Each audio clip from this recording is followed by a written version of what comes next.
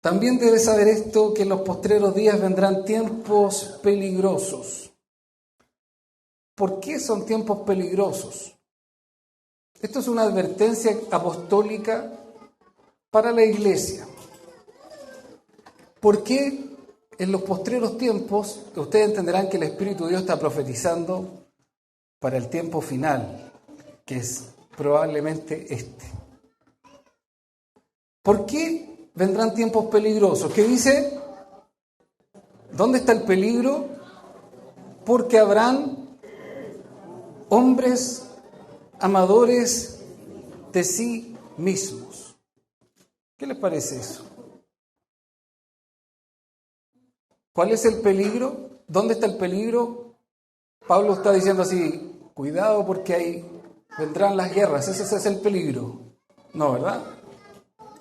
Las pandemias. No, tampoco. Pablo está advirtiendo por el Espíritu que el peligro de los tiempos finales es que habrá hombres amadores de sí mismos, egoístas, ensimismados.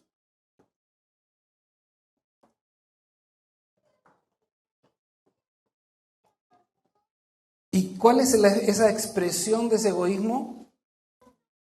Avaros, vanagloriosos, soberbios, blasfemos, desobedientes a los padres, ingratos, impíos, sin afecto natural, implacables, calumniadores, intemperantes, crueles, aborrecedores de lo bueno, traidores, impetuosos, infatuados, amadores de los deleites más que de Dios.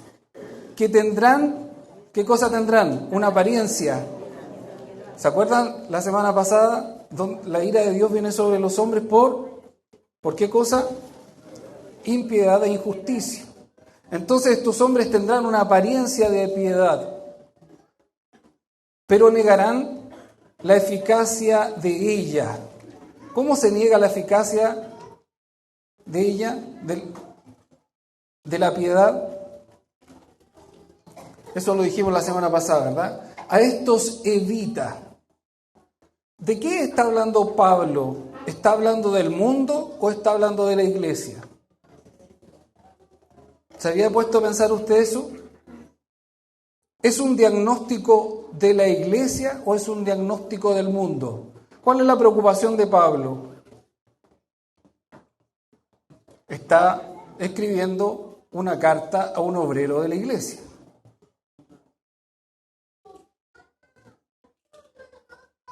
¿Dónde se hallarán los hombres amadores de sí mismos?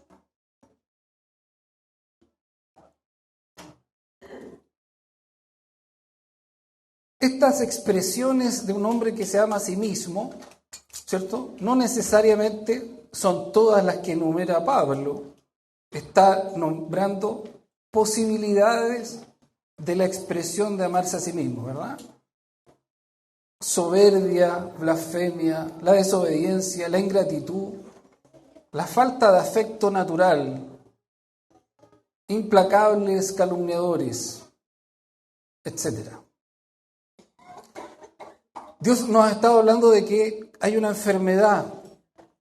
Nosotros sabemos que el mundo está enfermo y Pablo también lo sabía porque nació con su naturaleza caída y ¿verdad? No hay cómo arreglar eso. Pero el problema está cuando esto ocurre en medio de la iglesia, donde hombres y mujeres se infiltran o caen en esta condición, porque esto lamentablemente es más común de lo que uno quisiera.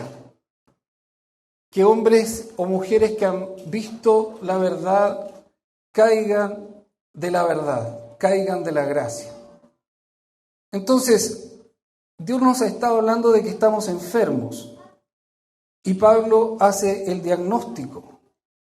La enfermedad es el egoísmo, amarse a sí mismo, que es todo lo contrario con la vida que Dios nos propone, la vida en el Espíritu. La vida en el Espíritu es de entrega, es de amor, es de negación. La carne, al contrario del espíritu, se opone a lo del espíritu y es totalmente egoísta. Rechaza lo de Dios. Es soberbia por naturaleza. Pero no solo ese es el problema. Esto es mucho más delicado de lo que es una expresión de la carne. Una de las cosas que hemos notado con David, hay varias cosas, se las voy a decir así con libertad. Una es que en este tiempo que hemos estado hablando de esta enfermedad que nos afecta, que el mundo ha ido inoculando en los cristianos, la reacción de los hermanos es muy extraña porque se dan cuenta de la enfermedad, pero no tienen la capacidad de cambiar eso. Están como adormecidos. Como dice, sí, yo estoy enfermo, pero no sé qué hacer.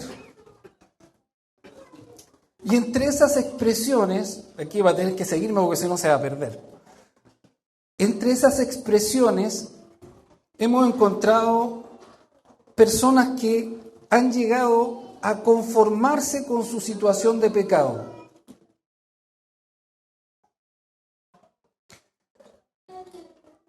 La carne es muy astuta porque tiene mucho argumento. Y cuando yo bajo a nivel de la carne, no me doy cuenta de que estoy argumentando en favor de la carne y estoy presentándome como opositor a Dios. Una de las cosas que está haciendo la carne es usando la Biblia para quedarse en la situación de pecado. Pensemos en una persona que está, por ejemplo, qué sé yo, robando. Robando no sale a robar, pero roba de distintas maneras, ¿cierto? O está viendo cosas indebidas, o está entregado al placer. ¿Cuál es el argumento que se escucha para permanecer en esa condición? Así, ponga atención. Dios me amó como un pecador y algún día Dios me va a cambiar. Yo no puedo, así que algún día ocurrirá eso. Mientras tanto, yo permanezco en la misma condición. ¿Ha escuchado eso, algún argumento así, parecido? ¿Sí? Y como la carne es astuta, usa. Estamos hablando de la cristiandad, ¿verdad? No estamos hablando de... Como la carne es astuta, usa la Escritura. ¿Qué texto usa la carne?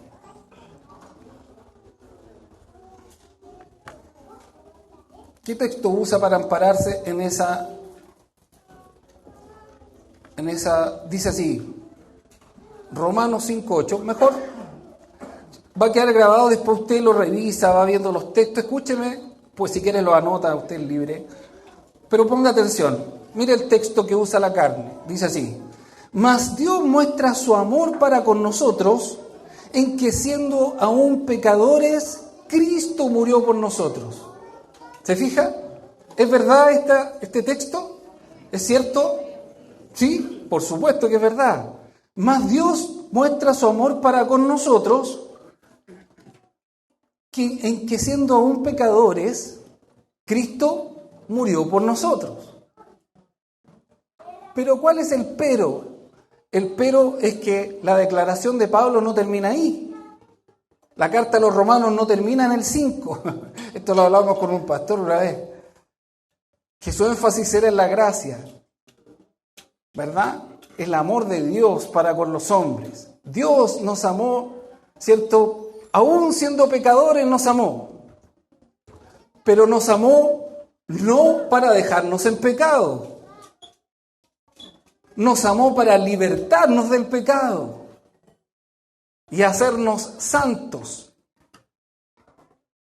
Nos quita la identidad del mundo y nos da una nueva identidad. Nos libra del poder del pecado para hacernos santos. El propósito eterno de Dios es que seamos como Jesús, no que permanezcamos masticando nuestra pobreza. ¿Dónde lo dice eso? Siguiendo Romanos, el capítulo 6, ¿qué dice el verso 1? Dice así: ¿qué pues diremos? ¿Perseveraremos en el pecado para que la gracia abunde? ¿Qué dice el apóstol? De ninguna manera, de ninguna manera. Se fija cómo a Pablo se le acusaba de hacer énfasis en la gracia sin enfatizar la santidad. Los teólogos, ¿cierto?, lo acusan constantemente y dicen así: él es el apóstol de la gracia. Pero eso es un argumento de la carne, porque basta con seguir leyendo y no necesitamos ser teólogos para entender que Pablo mismo enfatiza en el capítulo 6 varias veces que aunque Dios nos amó siendo pecadores, no podemos perseverar en el pecado, no podemos mantenernos en el pecado. La doctrina, la verdad de Jesús tiene que hacer un cambio en nuestras vidas. La palabra es poderosa, no vuelve vacía, pero hay que tener mucha atención con nuestra propia carne, que argumenta, que le da sueño cuando la palabra empieza a ser ministrada, que se distrae con facilidad, aunque puede estar 120 minutos o más absolutamente conectado con una película, con otras cosas. ¿Por qué la carne es así? Porque la carne rechaza lo de Dios. La carne es enemiga de Dios. Usted tiene que estar atento y discernir cuando es su carne y no darle espacio a la carne. La carne rechaza la autoridad, rechaza la palabra. La carne argumenta para estar en contra de los pastores, para estar en contra de la iglesia, para estar en contra de todo lo que es de Dios. Lo que establece Jesús, lo que establece Dios por el Espíritu Santo, la carne lo rechaza. La carne tiene sus propios anteojos para ver la vida. Y no hay edad para eso. Los chicos tienen visión. Yo tengo una visión de la vida. ¿Has escuchado hablar así? Pero la carne tiene su propia visión de Dios. La carne toma lo que le conviene y rechaza lo que le es molesto. La carne usa la Escritura para su propio beneficio. Usa a Dios para obtener cosas. Argumenta la carne para su propio deleite, para proveer para sí misma. Cuando la advertencia apostólica es clara: no proveáis para los placeres, los deseos de la carne. La carne tergiversa lo de Dios. La intimidad sexual. Lo que es iglesia. La carne, ¿a qué le llama iglesia? A un edificio. ¿Y qué dice el espíritu de la iglesia? ¿Qué dice el espíritu de la iglesia? ¿Qué es la iglesia? La novia del Cordero. Los llamados a salir en medio de la multitud como escogidos, como preciosos, como santos. La iglesia somos personas redimidas de alto valor y alto precio. ¿Pero qué ve la carne? Ve defectos, ve todo lo malo. ¿Para qué ve todo lo malo? ¿Para orar por aquellos que se están equivocando? ¿O para justificarse de no vincularse a la iglesia? Muchos de los que están aquí no tienen vínculo con la iglesia, es un vínculo teórico. Dicen que alguien los cuida, que están con alguien, pero la verdad es que están solos. Y cuando tú entras a pastorear eso, los argumentos son todos de la carne. No hay una visión del espíritu. La carne cree que uno tiene que cantar y echarle ganas, como dicen los mexicanos. Y que cuando no tengo ganas, no canto. Pero la Escritura, ¿qué dice la verdad de Dios? Que los verdaderos adoradores deben adorar ¿en qué? En la fuerza del alma. ¡Vamos a echarle ganas! ¿O la adoración que recibe Dios es la del Espíritu? ¿Recibe Dios mi adoración cuando el Espíritu está constreñido por mi propio pecado? ¿Recibe? No recibe. Y aunque yo me haga pedazo la garganta, porque esto es absolutamente espiritual. Desde el Espíritu se adora. Claro, la carne tiene, nuestra naturaleza física tiene parte en esto.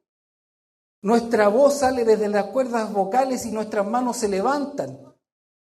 Pero eso es el simple acto de obediencia, porque la carne debe obedecer al Espíritu. Porque Dios quiere de nosotros una entrega total. Cuerpo, alma y espíritu son para Él. Pero la adoración no parte en lo físico, parte en la nueva vida. Desde ahí viene la verdad. Miren a propósito de la verdad. La carne, ¿qué dice? Usa el texto. La verdad, ¿qué hace la verdad? Nos libertará. Y la carne interpreta que la verdad es un dogma, es un conocimiento, que hay que estudiarla. Así aparecen los teólogos. Los teólogos se apropian de lo intelectual y empiezan a elevar lo que Jesús quiso dejarlo en la sencillez. El teólogo quiere levantarlo para decirte, tú me necesitas porque tú no sabes nada. ¿Te fijas cómo es dañina la carne? Saca a Jesús de escena, pone al teólogo en la escena como fuente de principal y te dice así, tú y yo somos distintos. Yo sé, tú no sabes. Yo todavía no encuentro en ninguna parte de la Escritura que Dios haya dado teólogos a la iglesia, con todo el respeto que me merecen las personas que han querido estudiar al Señor. Pero nosotros no fuimos llamados a levantar escuelas teológicas, fuimos llamados a ser discípulos de Jesús. Y un discípulo de Jesús puede ser el hombre más sencillo de la tierra. ¿Qué tiene que hacer? Nacer de nuevo. ¿Y qué más? Obedecer. ¿Cuál es el medio de la obediencia? El Espíritu de Dios. Sin el Espíritu de Dios no hay adoración, no hay obediencia. Pero lo triste de esta situación es que el Espíritu de Dios yo no lo puedo controlar, pero lo triste es que sí lo puedo entristecer. El apóstol dice, no apaguéis el Espíritu, no lo contristéis. Jesús dice, si tú tienes un problema con tu hermano, Dios no te recibirá nada. Hay una muralla entre tú y Dios.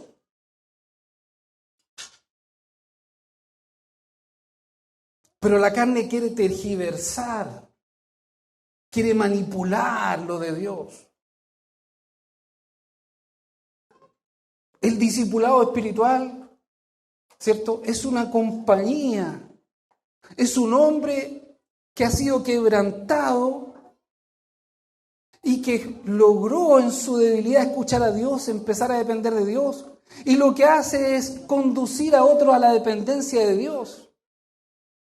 Con oración, con atención. Porque las personas, esto no es un manual. Las personas son todas distintas. Y el Espíritu Santo es una persona que habla y que me dice, me muestra las profundidades del corazón para yo poder cooperar. Pero ¿qué hace la carne con el discipulado? Posición, dureza, fuerza humana. Se enseñorea de los hombres. Por eso, en algunos lados el discipulado es como terrorífico hablar de discipulado. ¿Ustedes creen en el discipulado? Depende de qué signifique eso para ti. Que ustedes se adueñan de la gente. Entre nosotros ha pasado, claro, y probablemente alguno de nosotros lo practicó también en su ignorancia y en su carnalidad. Pero conducir a los hombres a Jesús es una labor absolutamente espiritual. ¿Qué se puede hacer en la congregación de los santos, en medio de la iglesia del Señor, en la carne? Dígame usted, ¿qué se puede hacer?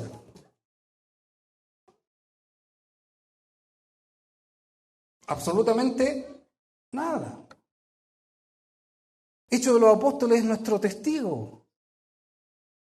Para servir a las mesas, ¿qué dijeron los apóstoles? Busquen hombres llenos del Espíritu Santo. ¿Por qué? Porque se necesitaba hombres llenos de amor. Sin amor tú no puedes servir. Yo me pregunto con qué estás sirviendo en tu casa si el Espíritu Santo está apagado en ti. ¿Cómo se sirve? ¿Cómo se sirve sin el Espíritu? Explíquenme, por favor. ¿Cómo se pastorea sin el Espíritu? ¿Se fijan que la carne es enemiga de Dios? Y esta enfermedad que el apóstol nos habla, hombres amadores de sí mismos, son hombres que han apagado el Espíritu de Dios y han perseverado en su propio egoísmo. Por eso la expresión de su carne es tan clara. Piensan en los deleites. Son soberbios, ingratos, rebeldes. ¿Por qué? Porque están expresando su naturaleza natural, lo natural, su naturaleza original. El hombre naturalmente es así. El problema está en que hombres que han gustado de la verdad, han nacido nuevos y tienen el Espíritu Santo, han sido contaminados y han sido apagado y contristado su espíritu. Y como perseveran en ese camino, se han vuelto aborrecedores de Dios. Piensan solo en ellos y usan a Dios para hacer sus propios caminos. Tienen su propio camino. No caminan de la mano con Dios. La carne tiene la habilidad de construir una dicotomía en la vida. ¿Qué significa eso? Que la carne tiene la capacidad de separar lo que es de Dios y lo que es del mundo. La carne te hace vivir en dos aguas. Ahora vas a ir a la iglesia. Entonces, píntate un rostro de piedad, ¿cierto? Y que los demás no se den cuenta en qué estás en tu casa, en lo íntimo. Cree que puede vivir su trabajo y el día a día de una forma y se comporta de otra en las cosas de la iglesia.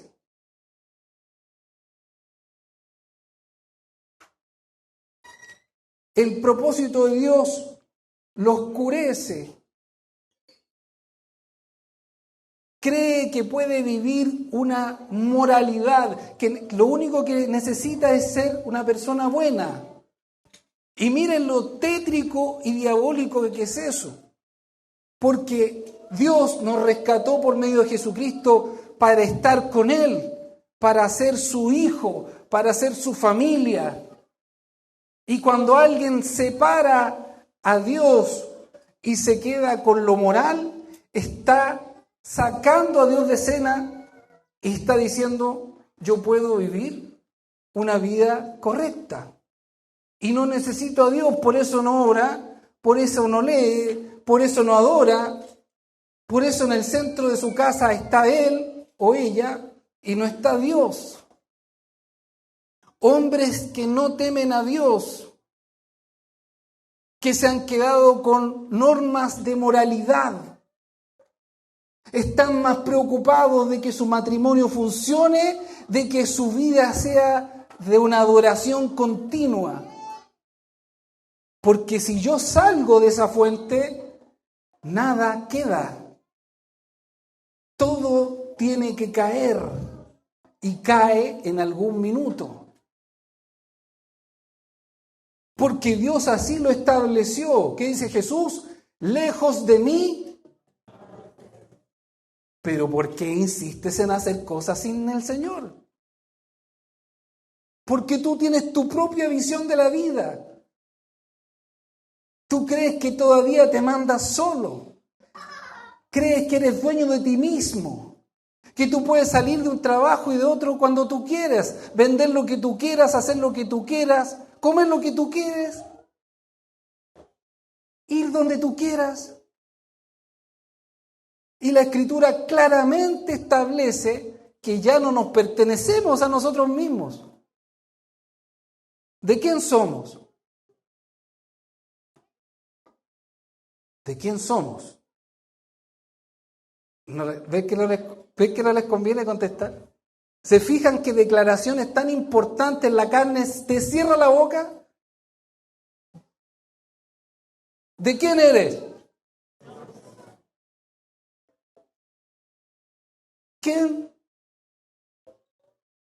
¿Quién me declare delante de los hombres? Yo lo declararé delante de mi Padre.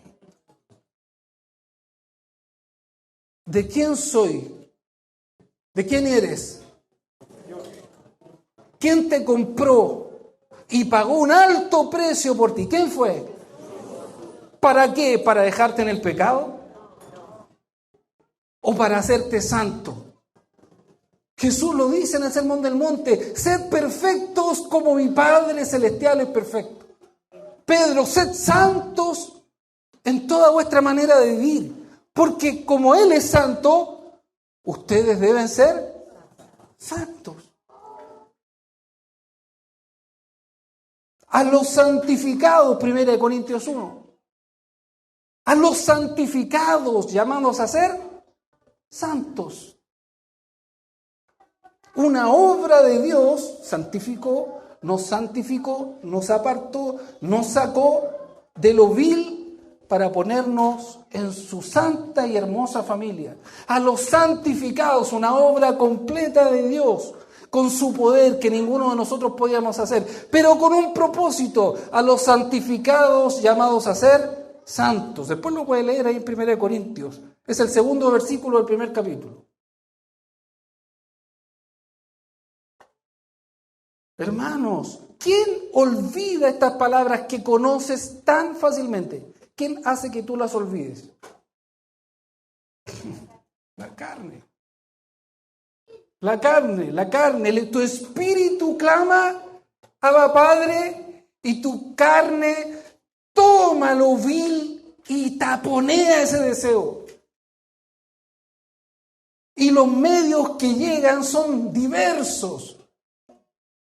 Todas las pantallas, todo el mundo está en contra de Dios para que exacerbe tu carne, para que tú sigas con una visión carnal de las cosas, cuando Dios te ha dado el tesoro más grande que podría darle un ser humano, su Santo Espíritu.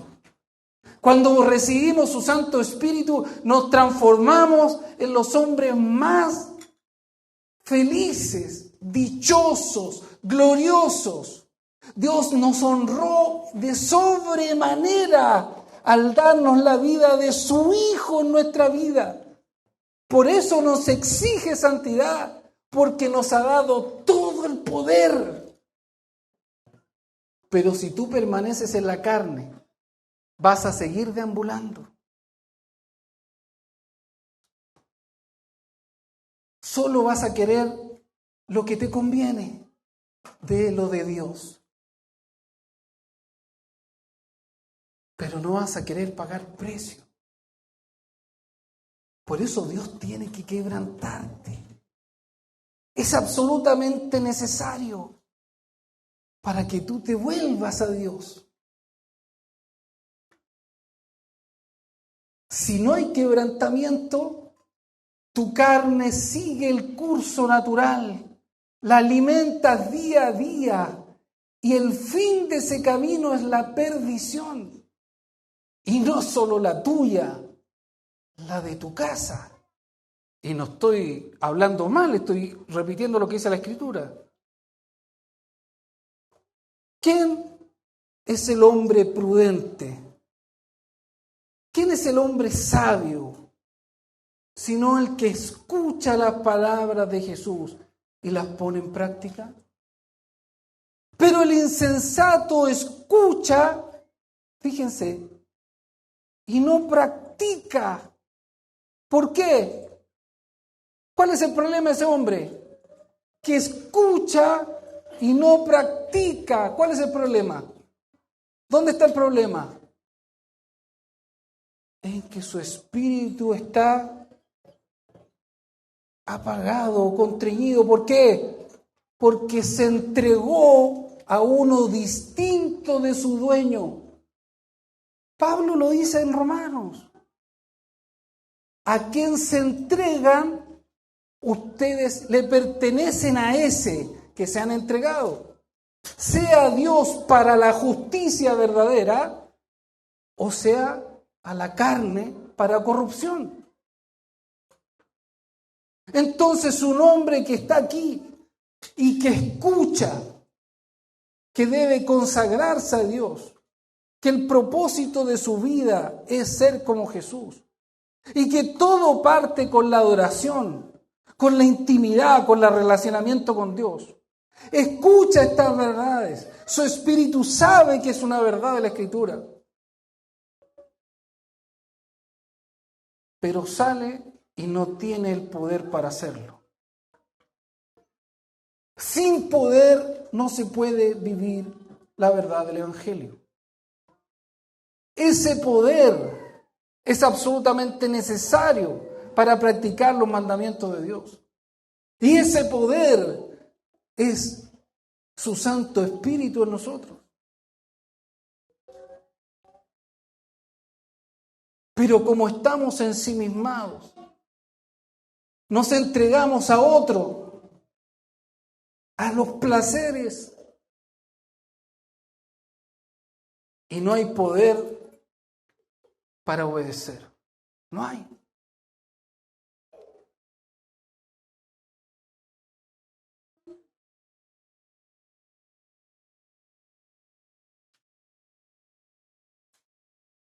¿Qué hacemos?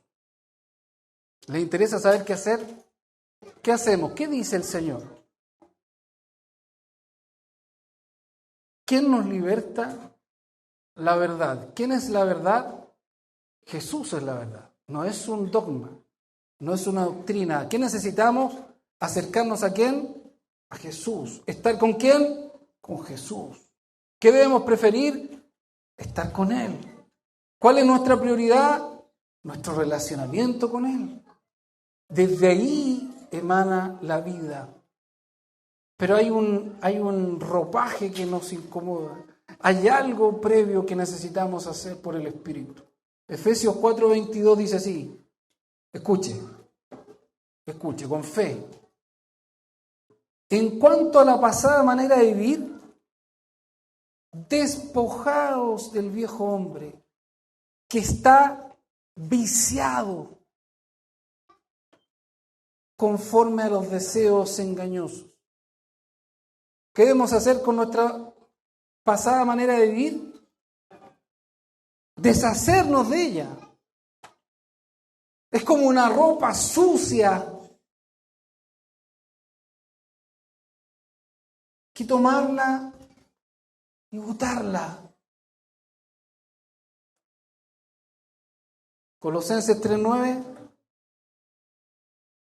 No mintáis los unos a los otros, habiéndoos despojado del viejo hombre con sus hechos. ¿Se fija? El mismo apóstol está enseñándonos que debemos despojarnos. Sabiendo esto, dice Romanos 6:6, que vuestro viejo hombre fue crucificado juntamente con él. ¿Para qué? Para que el cuerpo del pecado sea destruido.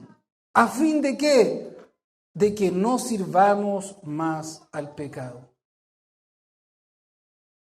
El pecado ya no se enseñorea de nosotros. Cuando pecamos, lo hacemos voluntariamente. Lamentablemente es así. Pero necesitamos despojarnos de todo eso, chiquillos, de todo eso que es, podríamos llamarle, la visión que tiene la carne de las cosas. La carne es astuta, mira, tomó teología, tomó Biblia, tomó todo, lo toma todo, hace un cóctel y dice así, aquí estoy yo. Pero debemos despojarnos, ¿para qué? Para que nos alumbre la luz de Cristo. No confiemos en nuestro propio caminar. No confiemos ni siquiera en lo que creemos saber. No, hermanos, Dios es muy grande para que tú creas que sabes algo. Necesitas vivir por el Espíritu.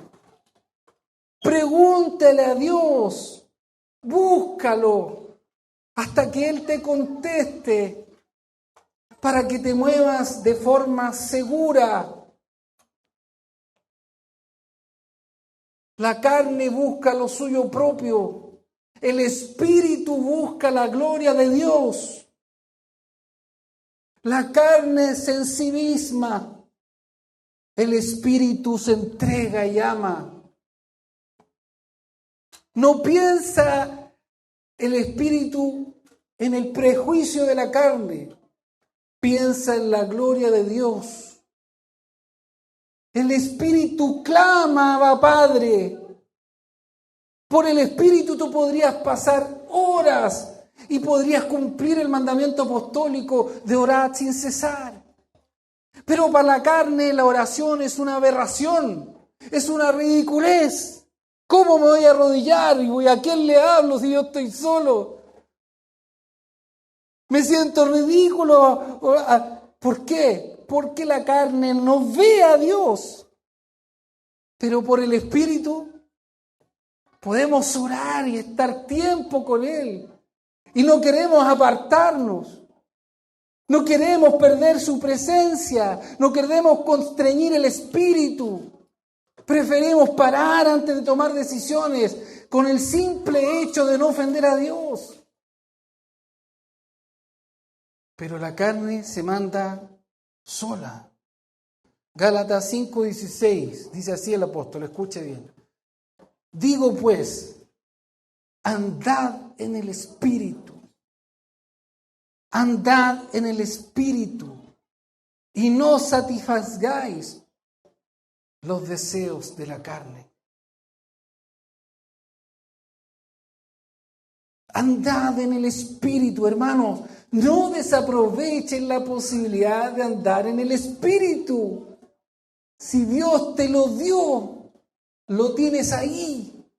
Es que no lo percibo, es que no lo escucho, es porque estás ensimismado. Límpiate, despójate de tu vieja manera de vivir. No vivas como vivías antes. Tómate el tiempo y para y dice, Señor, yo te quiero a ti.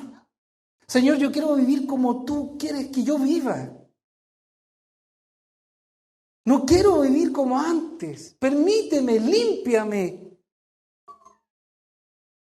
Quien se humilla, recibe gracia. No es tu esfuerzo, no te estoy pidiendo que cambies tu vida, porque no puedes hacerlo.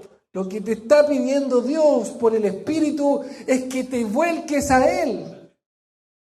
Lo que está pidiendo Dios es que tú te rindas.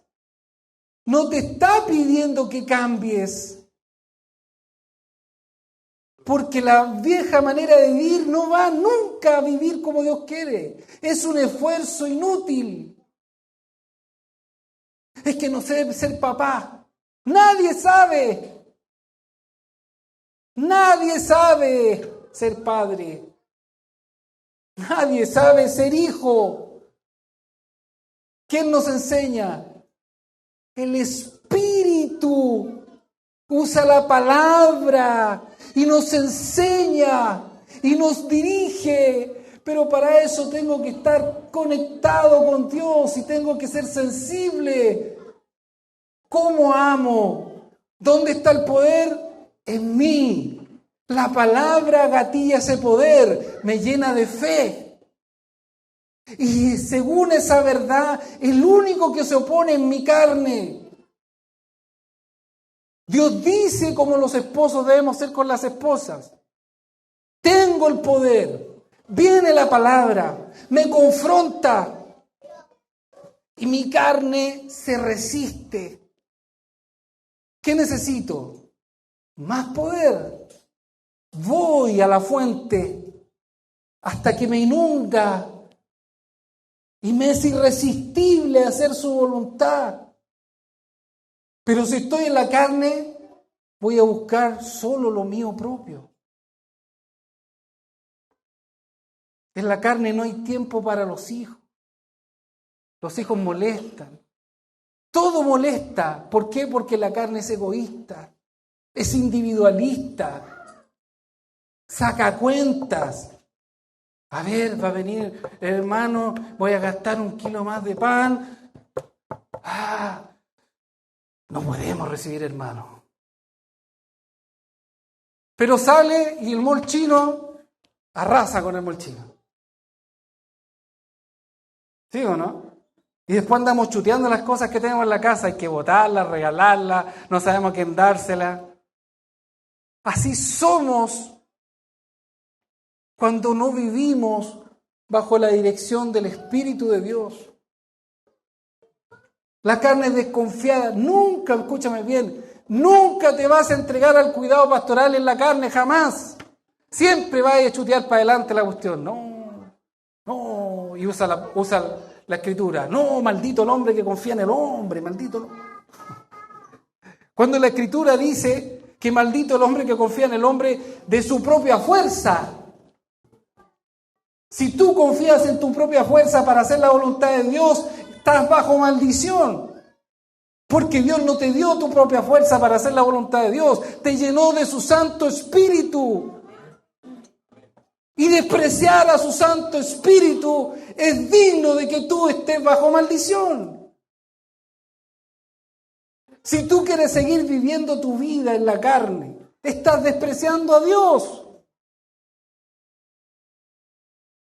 No es una alternativa para los cristianos, discípulos de Jesús. No es una alternativa vivir en la carne. No, es que yo algún día voy a consagrarme.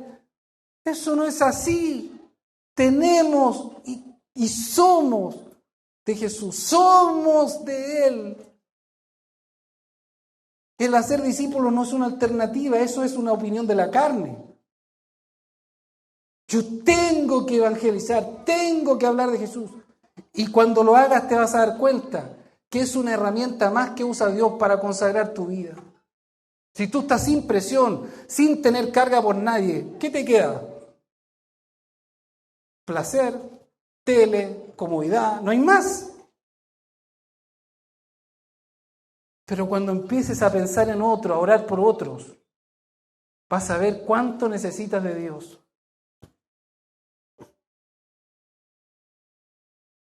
2 Corintios 10, 3, 5.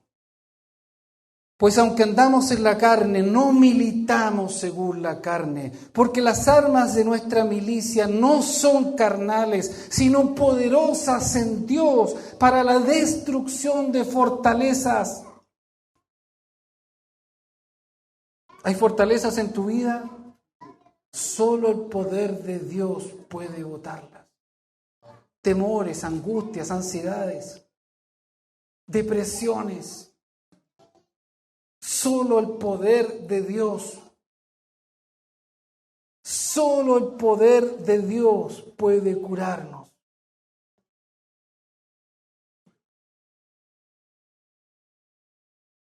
Derribando argumentos y toda altivez que se levanta contra el conocimiento de Dios. ¿Se fijan cómo la carne se levanta en contra del conocimiento de Dios? Esos argumentos que levanta la carne hay que derribarlos en el poder de Dios y llevando cautivo todo pensamiento a la obediencia a Cristo. Ahí está la lucha entre la carne y el espíritu. Viene la palabra y la carne levanta argumento. Confiesa tus pecados, la carne no. Ni se te ocurra. ¿Qué van a decir de ti? ¿Qué van a pensar los hermanos? ¿Y qué hago yo con esos pensamientos, esos argumentos?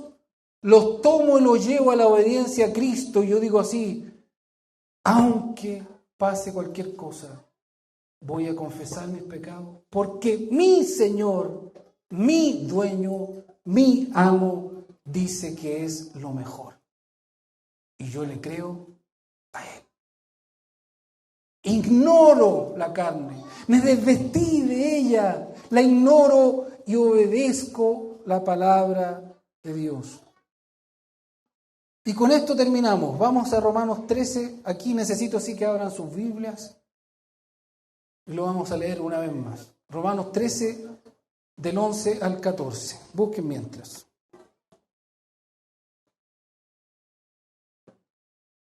Nosotros compartimos hace unas semanas este texto, no sé si se acuerdan, pero es importante que lo volvamos a leer. Franco lo posteó hace unos días atrás y creo que es el Señor que está hablando, sin duda. Y dice, y esto conociendo el tiempo, ojo con eso, hay que conocer en qué tiempo estamos, hay que discernir que es un tiempo peligroso para la iglesia. Y no peligro físico, que ojalá fuera entre comillas, digo con mucho cuidado, porque el peligro físico de la persecución es mucho más útil para la iglesia. El peligro, este es otro peligro, el peligro de que la cristiandad se llene más de sí misma, de carne. Es un peligro porque este mundo te ofrece más carne, más deleite, más placeres, más. Y ese peligro, el primer peligro que hay ahí es que tu espíritu se apaga y quedas a la deriva, viviendo una vida cristiana sin el poder de Dios, sin Dios. Y esto conociendo el tiempo que es ya hora, ¿de qué? De levantarnos del sueño. Hermano, es hora. Querida, dile ahí a tu esposa, a tu esposo, es hora de levantarnos del sueño. Estamos dormidos. Cuando uno está dormido no entiende la importancia de sí mismo, ¿cierto?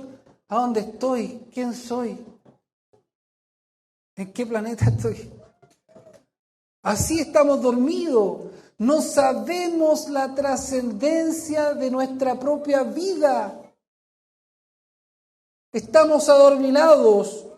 Todo cristiano nacido de nuevo tiene una trascendencia espiritual poderosa en este mundo. Es un mensajero de vida, es un ministro de Dios. Es un embajador de la verdad. Hay vida en las palabras y en Jesús mismo. Es trascendente tu vida. Aquí se está llamando los miércoles para que vengan a servir. Con libertad, todos los que quieran. ¿Es así o no es así? El primer miércoles había gente, desde mi perspectiva humilde, bastante. Y el segundo miércoles se nos cayó la mitad de la gente. Y después nos dicen que no promovemos el servicio. ¿Cómo entendemos eso? Yo lo único que entiendo es que es un argumento más de la carne. ¿Cuántos pueden evangelizar? Todos. Jesús liberta al endemoniado de ese mismo endemoniado, que vivía en Decápolis. Lo único que me acuerdo. ¿Y qué le dice? Señor, te quiero seguir. Oh, espera. Anda a hacer la obra. Dile a la gente lo que yo hice por ti. Recién está cruito. ¿Cómo no vamos a poder decir lo que Dios ha hecho con nosotros? Es que no estoy bien yo, po. Es que no tengo, pero espérate un poquito. Tu condición de hoy día es temporal, transitoria. Es que Dios está formando tu vida. Pero lo que Dios hizo por medio de Jesús ya lo hizo. Él te libertó del pecado. Eres libre, eres su hija, independiente que estés pasando tiempos de dificultad. Tienes que anunciar las virtudes de aquel que nos llamó de las tinieblas a la luz.